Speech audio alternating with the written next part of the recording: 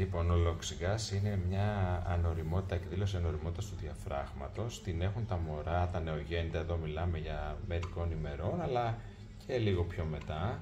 Και την είχαν και μέσα στην κοιλιά. Ήταν αυτό το ρυθμικό χτύπημα που λέμε, αχ, κλωτσάει, αλλά το κοιτάμε και έχει έναν ρυθμό. Αν δεν μας ενοχλεί, δεν υπάρχει λόγος να κάνουμε τίποτα. Απλά το ακούμε το μωρό μας, κάνει αυτό που ακούγεται και τώρα. Ωραία. Αν όμως θέλουμε να το σταματήσουμε, μπορούμε να το βάλουμε να θυλάσει λιγάκι και θα σταματήσει αμέσως ο λοξιγάς.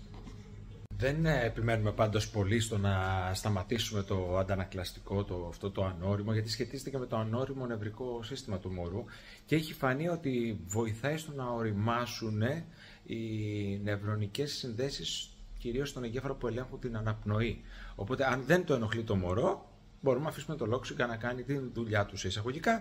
Αν όμως τον ενοχλεί, μπορούμε να του δώσουμε να πιει λίγο γάλα και έτσι θα ηρεμήσει. Με το που θα θυλάσει, θα ηρεμήσει.